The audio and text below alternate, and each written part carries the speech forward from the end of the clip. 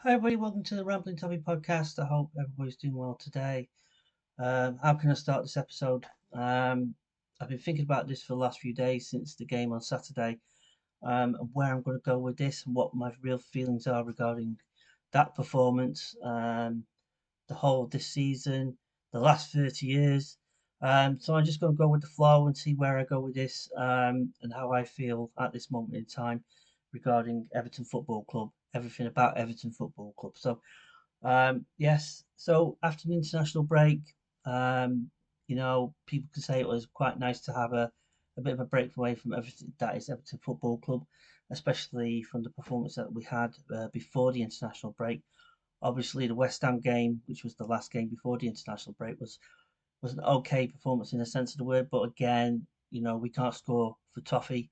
Uh, every opportunity that was created in that game, couldn't put the ball in the back of the net. Final balls were terrible as per usual. It was same old tactics. Same formation, same like for like substitutions, just the usual crap that basically is what the manager is setting up at this moment in time, and the way he's been doing for the whole of this season. And for me, you know, coming into the Brentford game, it was a home game, obviously. I was at the usual thing as an Evertonian, the that kills you.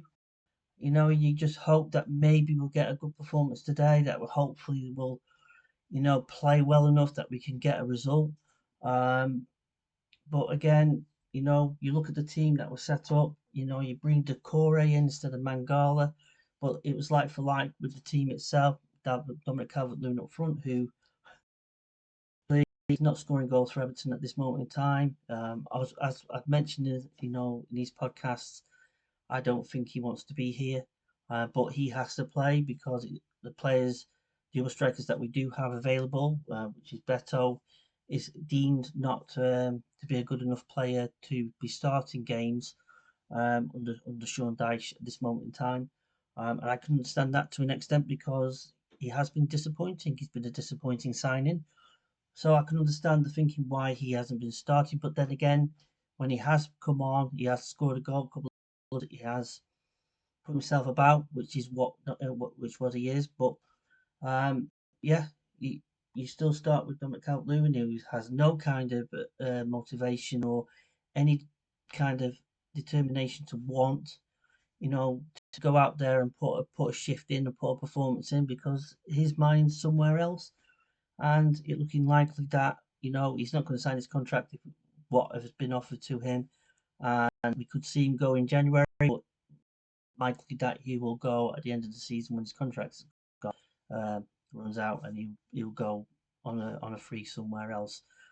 But you can just see it in his mind when he goes out there to play. So in essence, it's same old, same old. So you start with him. You start with Lindstrom, who played obviously against West Ham.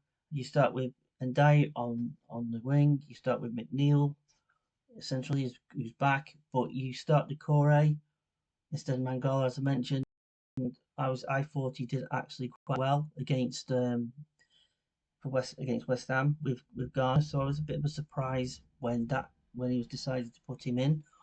And at the same mode at the back, and everything, nothing changes there.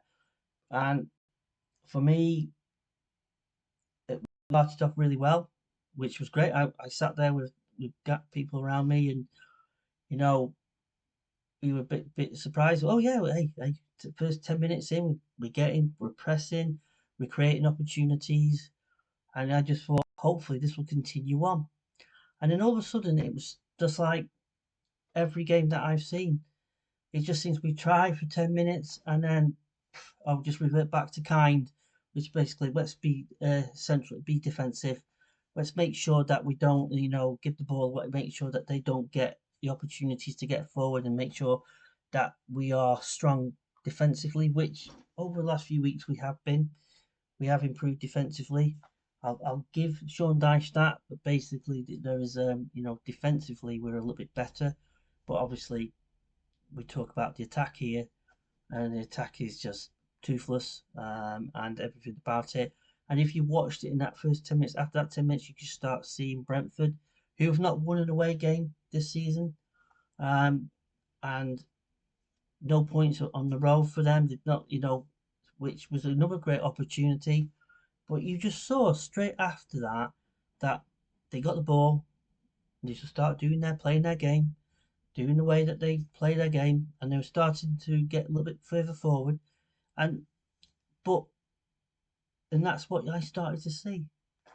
And for me, it's just, trying to describe this game and trying to describe this game and no other games this season. It's just like same old thing. Just watching the same thing, watching the same kind of decisions that they're making. Crosses in the box. It's the same old cross into the box. The same thing by launching the ball down to Dominic Calvert-Lewin again to get a drop down. But when that happens, our midfield is further back. They're supposed to be more attack minded. We're at home. That's why I've always hoped when we play at home that we will, play that way and be attack minded and go for it and just let loose basically. You know, at least do something, create opportunities, get into positions. For that first 10 minutes, I actually thought we were actually going that way, and I thought, oh, hopefully we'll start seeing more and more, of the team getting forward and creating chances that way. It just didn't materialise. And you can maybe look at the stat of the fact that we had 27 shots on target, 27 shots, not on target, I wish it was. One would have gone in if that was the case. 27 shots, and basically five of them were on target. And if you watch the game, I think there's about a couple of chances where the goalkeeper made a reactive save in the first half from Calvert-Lewin. I think it flicked and deflected, and the keeper made a really good save. And then another one from Calvert-Lewin where he turned and hit it to the corner, and the keeper put it behind for a corner. And then I think in the second half there was a shot by one of our players, which was tipped over by, I think it was Drissa Gay, I think, which was tipped over the bar. But other than that, there wasn't really anything else to write home about. So any chances that were coming in were either going over the bar or going wide. It was just basically, and so I can't say to you after that game, think, oh, we created opportunities, but we could have come away with a win. I felt we should have won that game. No, we didn't deserve to win that game, and especially what happened in that first half where Brentford went down to 10 men. It was like, you would expect the expectation, but I'm going to talk about how I felt, but also as the fans felt in the stadium, what the reaction was to different moments a little bit later. I'm just going to summarise this game. Went down to 10 men, obviously, and you would expect that after that, we would actually have that advantage, and it was the opposite. As soon as he went down to 10 men, all Thomas Frank did with Brentford, he just changed it a bit, sorted it out, made it a little bit harder for us as a team to try and get through their banks of four and trying to get through the block, the low block that they created, and it became difficult. So what I also started to see near the end of that first half was, because we were down to 10 men, we had a few, before half time. I noticed that we started, because of that, they backed away a little bit and allowed Everton to actually have the ball more, and we were passing it around right in front of them. But it was like trying to pass and pass and pass, which is a game that for Everton we don't play that game. We don't play passing around that midfield, trying to get get into the wing, get the balls into the box, and trying to play that kind of game. As we all know, how we play the game is give it to Pickford, launch it, or to Tarkowski, launch it into the box, trying to get knocks down and try and play off that to the wings. And what I was seeing passing, and you can see Brentford were actually quite comfortable with allowing Everton to just pass around in the middle of the park and a little bit further. They weren't allowing the just allowing to do it, and they would just, every time the ball was coming in or every time they had good enough centre backs, they had good enough defence to actually stop any kind of you know a through ball getting through to trying to get balls through. Instead, we were trying to get him to the wings, trying to get balls in, and they were just defending it perfectly fine. And it was just like, so you expect. So my mindset was thinking, okay, got the second half, got an advantage. My feeling was that, because of that, you would think, would the manager change it a bit? We've got an advantage here. Let's use the players that we got, and to actually use that the advantage to actually go at Brentford in the second half, go a little bit more proactive and react better and go at it. We could. Why can't we do it? And be let loose a bit. Get the wingers like Mikalenko get actually further forward.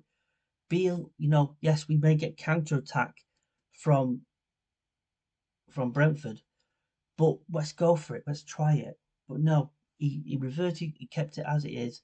What really surprised me in that the second half start was the change he made with Ndiaye and McNeil. He put Ndiaye into the number 10 role, which McNeil was occupying in that first half, and he swapped it. And why it baffled me and probably baffled everybody. I was saying, why in the press conference on Thursday you felt that Ndiaye wasn't experienced enough to play, or not to play in that number 10 role, or he felt that he has never played that role. So why is he playing that role today? After you said that in a press conference, which baffled me as well. So they swapped it round, and the problem is that Ndiaye's product is that he's exciting to watch. He's great to watch, and it didn't matter where you put him on this occasion. He gets the ball and he gets in good positions, but then he runs out of space, and the final ball's not there. So he was having not the greatest of effect that we normally have seen of him. But then as I watched the second half, he was alternating with McNeil back in two, and they were trying it. So different things to try and find a way through, and to try and get into opportunities, but I wasn't seeing it. So then it doesn't. Then it takes the 70th minute for substitutions to take place, and he should have done this, as I say, at half time. We had a man advantage. We had an opportunity, but let's go for a win. But he just decided, no, I'm just going to keep everything as it is. Okay, and Dyer McNeil, yeah, you alternate. Let's see if you can get into pockets and find ways to get through. But it was same old. Either it was a launch from Pickford to try and get Calvert-Lewin to get head-ons to anything. It was when we did get the ball in the central areas and everything else, and passing it around with each other, getting it onto the wings. All we were getting was crosses into the boxes, and nobody was there. And it was to get on the end of it, and it was like any corners we were waiting for an error coming from Brentford, from one of their players, an error and a mistake to happen to enable us to actually get an opportunity. And then obviously the 70th minute, Beto comes on, and everybody expected Beto would be like for Calvert-Lewin. He went 4-4-2, put Beto on with next to Calvert-Lewin. Decore came off, Mangala came on, and they just changed it round to make it into a 4-4-2 formation. And it didn't change anything. And crosses came in. I think Beto had a couple of headers. Both went over the bar, went wide, and there was and nothing was happening. And you just knew it was weird, because as soon as they went down to 10 men, in my mind, and the people around me, as we all talked about, it's just said, this is going to finish a draw, or they might get a win. We kept on saying it. It's either going to be a point here. We're going to back away. We're just going to basically stick to the way that the formations, and take to the tactics that we have.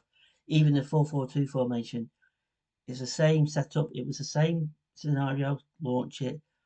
It was just in a 4-4-2 formation instead of a 4-3-4-4-5-1.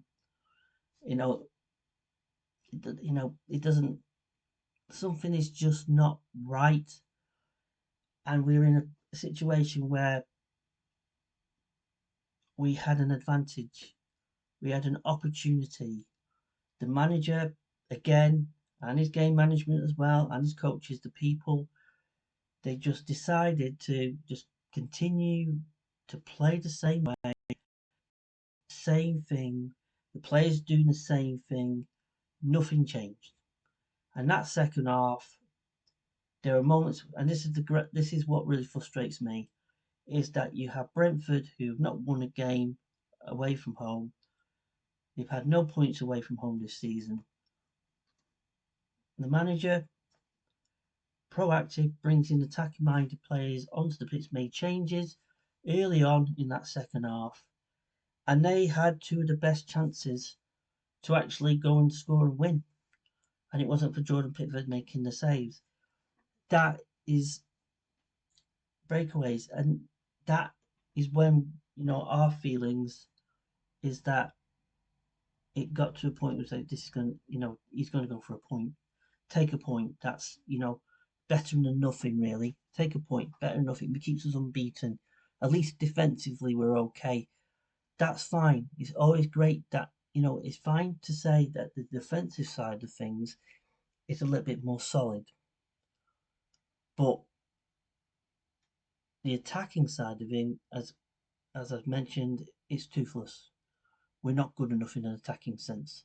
The strikers that we have are not good enough strikers. That Dominic Calvert-Lewin, whatever people think about Dominic Calvert-Lewin, in the years that he's been at this club, he's done some really good things and he's made some good impacts under the Ancelotti time. He scored goals then, and under last season, obviously we saw what he's capable of in the Derby game and what he can cheat, you can get the best out of him and what he is capable of. But at this moment in time, he's a player that is low on confidence, doesn't want to be at the club. Could it be down to because of the manager? It could be he just wants to a new go somewhere else, refresh and actually rebuild his confidence and play for another club somewhere. That's maybe where his mind's at, where his attitude's at. And you can see it. And because he's not scoring and because you can see it that he's not performing for us, he needs to be out of the team.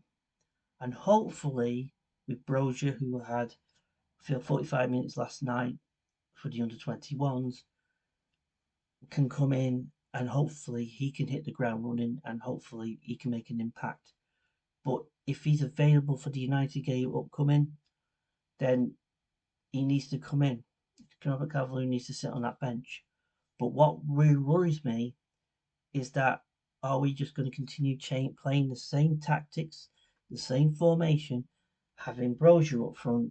Is he going to be the one to do the knock-ons similar to scenario when we're launching it, or are we going to try a different way? Is the manager and the players, is the coaching setup this week in training, are they going to try something different?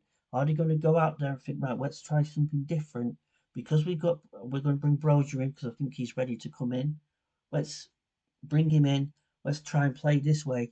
Let's see if that works. If it doesn't work, if it doesn't work and we lose, but if we tried and show signs that something can work, but we still come away with a defeat or something like that, then I can look at it and say, well, at least you tried to try something different in this game. How I feel and how everybody's feeling around me and the fans who on social media or fans who do podcasts and everything else, everybody's got the same thing. It's just like same old, same old. It's just going to be the same thing away from home. It's going to be the same formation, same tactics, same players, same like for like. The only difference you're taking Dominic Calvert-Lewin out and you're putting Brozier. You hope that he will come in and make that impact that you want and it works. And we can probably say, well, maybe we've just sorted out the striking situation, and obviously with Chimiti coming back as well, hopefully we're going to have a little bit more competition or in the striking department. That we've got some options, which is what we really need. So we'll see that against Manchester United, but it's same old, same old. And in the end of that game, we just sat there and there's no excitement. There's no come on, It was just like we just sat there and just like every cross that came in, there was no like, oh, getting excited. We weren't. We just knew what was going to happen. We just knew where it was going. And this is like week in, week out at home. Away from home, we play a little bit better, a little bit differently, a little bit better in some ways because we're the away team, because the home team are set up to actually want to attack and want to get forward.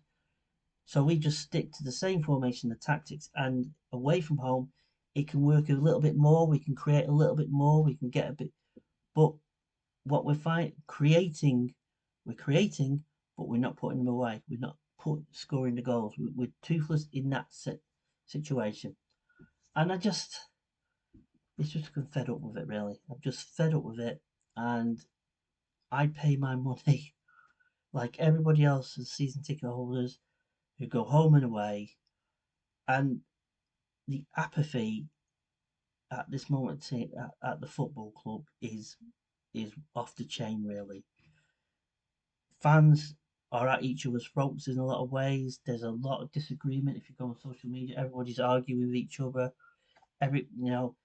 People. Some fans are still defending Sean Dyche as manager and just feel that off last season, and the circumstances of last season and the situation that we still find ourselves in. But he is now. I mean, press conferences and after press conference after the Brentford game and the things he talks about, you just scratch your head and you say, you're speaking nonsense. We can see what's happening on the field. Why you think everything seems to be hunky dory and seems to be fine to an extent. And when he's challenged on it, it was like challenged on striker, Dominic Calvert-Lewin. He was challenged on why we're not scoring goals. And basically, for me, it was like, well, this has been going on before I came, and but you've been in the job for 2.5 years, and you brought in Beto and Chimiti. Okay, Chimiti is a young player that's gonna, got a few more years before we see the what he is potentially could become. But Beto's come in. That's on your watch. That's on Kevin Thelwell who brought him in. So, did you have any input into the striker that you wanted to bring in? Did you say it's okay to bring him in? Was it a farewell only decision to bring Beto in? Because it seems to be that somebody's made that decision. Obviously, Farewell's made that decision. Did you actually agree to that to him coming in? Do you think he actually fit what you wanted in the formation and tactics that you created and what you've done with the players? Do you think that he was a player that you thought would be good enough to have playing in that setup? So if that's not the case and you didn't have any input, then obviously the players that Fell was brought in, have you had any input on any of the players that have come in? That's the question I want to ask: is does he have any input? And if that's the case, throw it back. If that's the case, then why are you here? If it's just Kevin Felwell making the decisions and you just accept the, oh yes, I'll take them. You should have some input. And I just that baffled me as well. So you brought Beto in, you brought Chimiti in. Okay, more pay. Forget about more pay. But basically, we got you got strikers there, and your job is to get the best out of these players, these strikers, and get the best out of the players that you have at your disposal, which you've obviously had some input in bringing in. You must have said yes to them. Well, they came in, so you said yes to it, and you've been accepting of it and thinking that they will be good enough for the formation and tactics that you set up. But what are you doing? So in the last 2 and a bit years, while you come out the other day in the press after a question was asked, you said, "Oh, it's been ongoing for years." Yes, it probably has been ongoing for years, and we had an issue with our strikers. There probably has. You're right. There probably has been ongoing. That's why where we are at the moment, because of the situation that we're in. But why is it that you are trying to blame something in the past and you think, we're trying to figure it out, trying to, on the training field, trying to find something that works, where basically you've had 2.5 years to actually do it, to get it right. So if you've got a player that doesn't work or doesn't play in the formation or tactics that you set up, then why do you try something different? Try and think, well, how can I get the strength that he has into my team? And that means you have to work and try and work with other players around you. If the formation doesn't work, try something different. That's your job. You're a manager. Try and find something that works. I am so pissed off with this that basically week in, week out, this season, you always play the same fucking formation, same tactics, over and over again. Every week I do this podcast, I'm talking about the same thing over and over again. I'm trying to see when I'm watching a football match, when I'm trying to watch Everton play, I'm trying to see something different. Something surprised me on Saturday when you changed with McNeil and Dyche, put Dyche between behind Calvert Lewin. I saw you did. I thought, oh, that's different. Wasn't expecting you doing that because after what you said in the press conference, as I said earlier, that was different. So I thought, well, okay, let's see what you do with that. With that, got an advantage. 10 men. Let's go. Let's see if that works. It obviously didn't work because they set up, because they're down to 10 men. They don't want to lose a football match, so they've set up in a way that it makes it hard and difficult for us to actually try and break through. So they've done their job. That's what they are doing. But as that game wore on, they felt like I was watching it. It felt like they were the 11 and we were the 10. That's how it felt, and they were getting the ball. They were passing it around, still doing their thing. It was just like nothing changed, and you swapped it round, and then they swapped back because it didn't work. So you thought, well, we'll just do that just to try and see if it does something. It didn't. Why? Because they set up, and it made it difficult for players to actually do their job, to do what they do have strength in doing. But what we all found in that game was basically the crosses were poor. They were going wide. The corners were going to the back post as usual. There was nothing different. There was nothing creative. There was nothing, just same old, same old. That is what was happening. So you come out in the press and say, "Oh, it's not on me. This has been going on for years." But you've had 2.5 years. The team that you currently have is your team. The players that have come in, been recruited. Obviously, I'm guessing through your input, you've actually input and said, yes, I would like these players to come in. I think they can do a job. But you are not looking in your training week in, week out, trying to find your little nook where you can think, oh, if we try it this way, why don't we try something in a different formation? Let's try this, try that. Let's try something else. Let's try and find the strengths. Lindstrom, I want him to do well, but every time he's played, he's been poor. And the thing that he's got an asset of is his crossing. Some of his crossing can be quite good, but he's just not hitting. He's not making an impact. But he's playing, playing in place of Harrison, who's not made an impact at all this season. He's been poor as well, and he's playing on the wrong side. Why don't you give him an opportunity to play on the right side? Give him the opportunity. Let's see how he goes on the preferred side, where he made an impact for Leeds in the early days, 2-3 years ago. Why are you not trying that? You just stick him back on there, and he's going inside all the time. McNeil, no disrespect, the biggest when he's on it, and we've seen it this season when he has assisted and he's actually created and assisted and scored. He's been fantastic with that this early this season when we have been scoring goals, when we have been in this good in situations. But he's always one-footed, and every time he's got the ball, he's on his left foot and he's going left foot, left foot. He can't use his right foot. He's scared to use his right foot. He doesn't know how to use it, and that's an hindrance, to the way he plays because it's. I don't. I just don't understand it, and it frustrates me when I see it. So what I'm trying to say is this: Sean Dyche comes out with that. He the Ndiaye situation in the press conference where he was like saying, he doesn't play a 10, and then he plays him, and he goes 4-4-2. He tries it, but 70 minutes in. Why didn't you do it earlier? Why why can't you be proactive? And this is the limitation of this manager.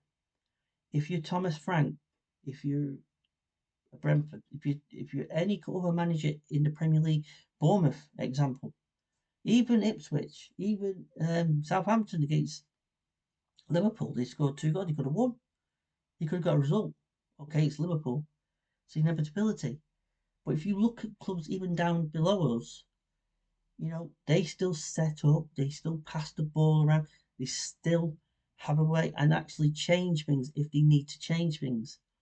And they may still get relegated, they may still, but at least they go out and try and have a proactive manager who's willing to actually try different things, willing to have a squad that he makes sure that they all pass the ball and know what they're doing, know what their jobs are. But if he needs to change it a bit, he knows what to do. And these players are adaptable to do it. And these are teams that are in the bottom three. But if you look at Ipswich as an example, they beat Tottenham the other week and they drew with Manchester United and they played well in parts in that game. Southampton, example, we should have beat them really when we played them, but lately they've started scoring goals and they seem to be a little bit better and improving.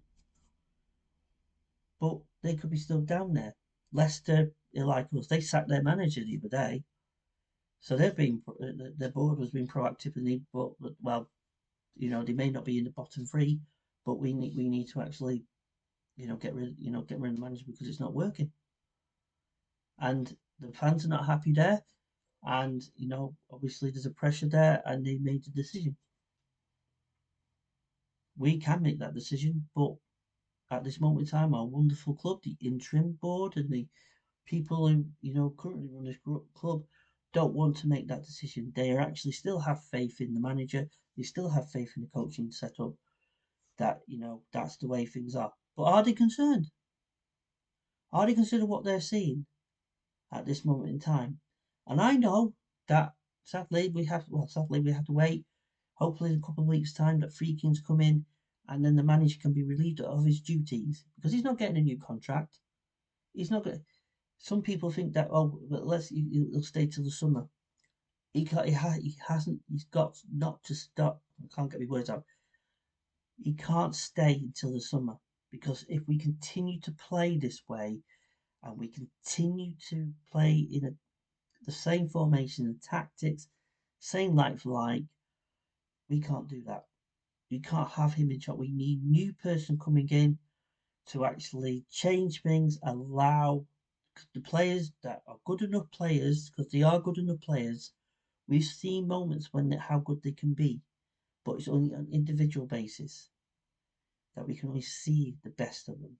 Somebody needs to come in to set up the right way to win, to set up a team and players that want to win football matches. Because at the moment you can see it's not working. I sense the players are not happy with the manager, not happy with the coaching setup at this moment in time. We also saw it with Jordan Pickford again, who was shouting to him in the touchline to change things, and he wasn't changing it at that point. He didn't listen. He just said, "I'm changing when I'm ready."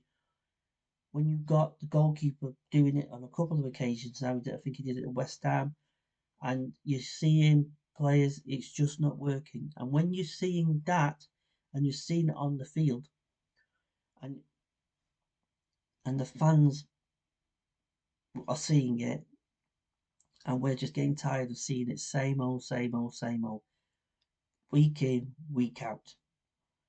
And I'm just going to say this right now. This is the whole Everton Football Club, the issues of Everton Football Club. This has been going on for 30 years. It's been going on for such a long time, in one guise or another. and it has to come to an end. It's a massive, massive job for the Friedkins when they come in.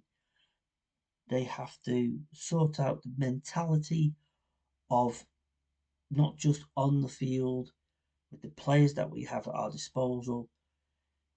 It's off the field. It's the people who are working at that club at a higher level, at, and also the academy as well.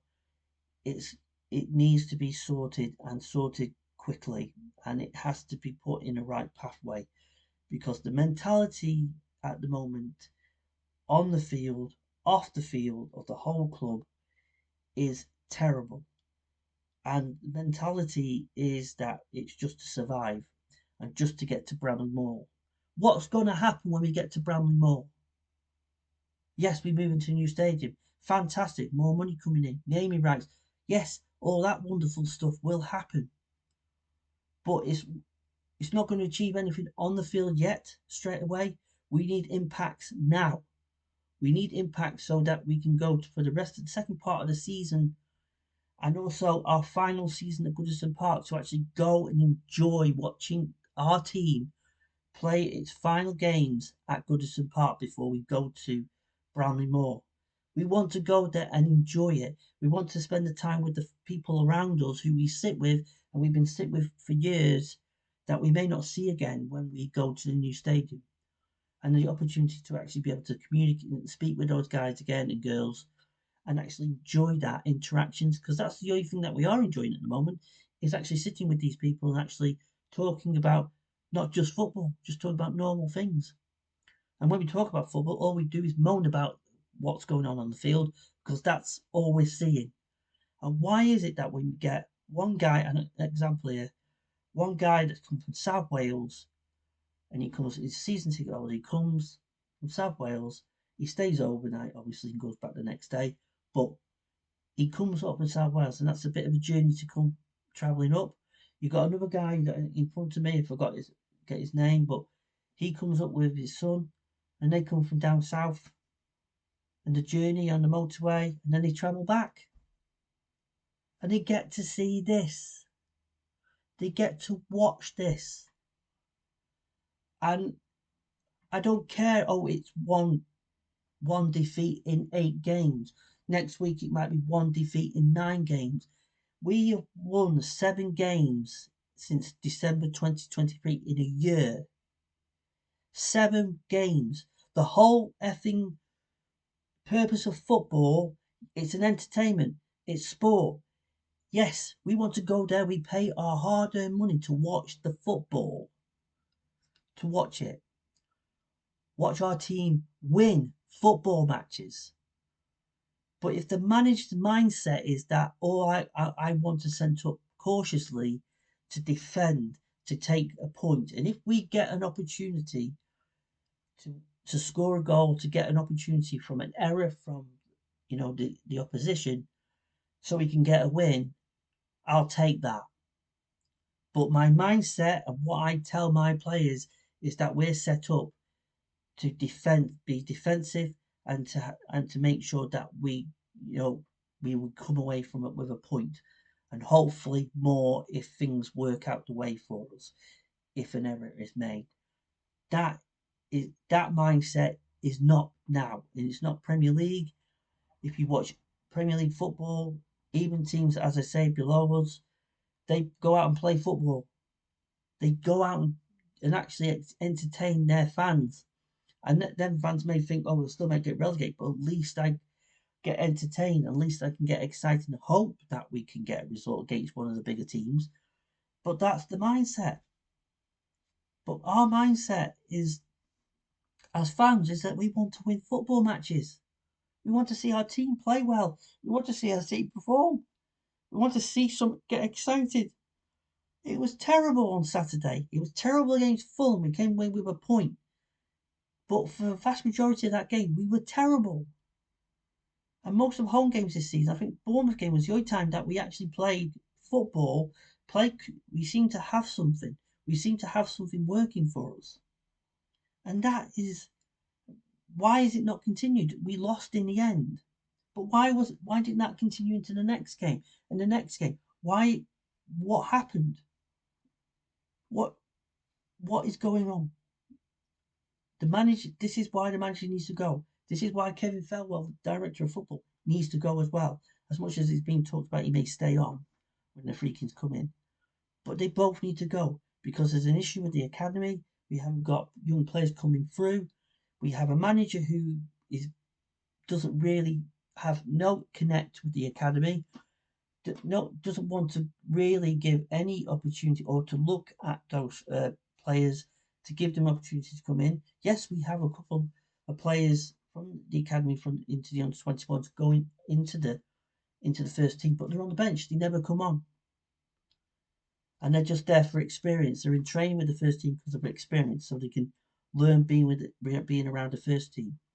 But you've got a manager that has a disconnect with the academy. And yes, we may not have the players in the academy or the under 21s that are ready to come into the first team and actually start for the first team and actually start games. That I don't know if that's the case. I've not been really watching a lot of the under 21 games. I don't know.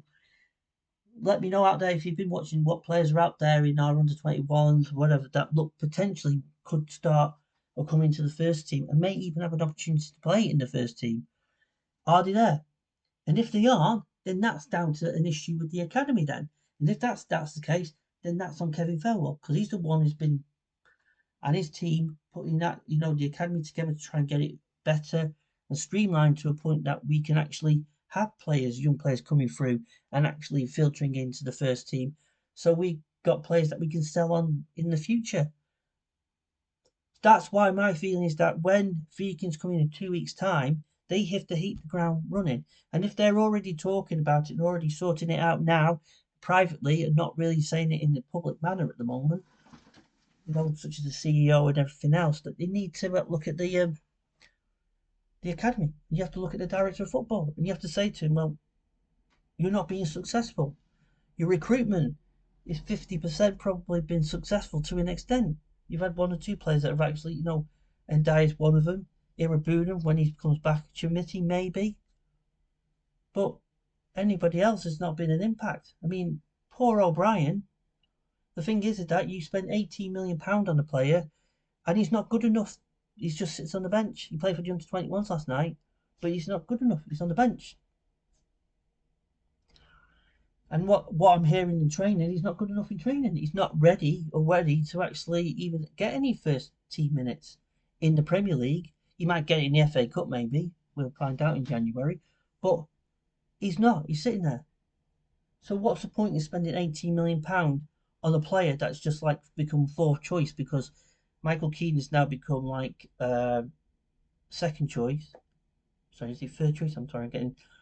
So you Branthwaite, you got Michael Keane, and you got O'Brien, or Tarkowski, whatever else. But basically, that's what I'm trying to say. It's basically he's just become, just sit there. What's the point? Why don't you just stick him on? You may as well just send him on loan in January. Why don't you send him on loan? Get some minutes, get some game time. But he's just sitting there. What's the point? That £18 million. Okay, we may have to pay it. We don't need to pay for it straight away. But the thing is that money, because it's come from Lyon and because the owner of Lyon was going to take over Everton Football Club, and so basically we got some sort of good deal because of it. Because we didn't have to pay for him straight away. But as Sean Dyche keeps on talking about, you have an issue with strikers. Well, why didn't you use some of the money to try and bring a striker in? And not bring O'Brien in? That's where all the problems and all the crap that's going on off the field is going on. And it's causing issues, obviously, on it with that sort of situation. And that's why I feel Kevin Felwell and Sean Dyche, when they come in, they both need to go. We need to have, if it means that Kevin Felwell leaves and we have whoever's his assistant, a person with him, if he can hold the fort until you bring in a new CEO, a new director of football, unless you already got one set up, you get them in. And if Sean Dyche is gone, you then get him and get the right manager. If it's an interim manager, people think David Moyes. I don't know if it means short term or a long term appointment like a Cooper. not Cooper, Potter. If people feel that he's the right man for the job, or and somebody else out there who wants to come in, who's young, youthful, got a plan, got an idea, and got a way that they want to take this club in the next 5 years and where we want to go.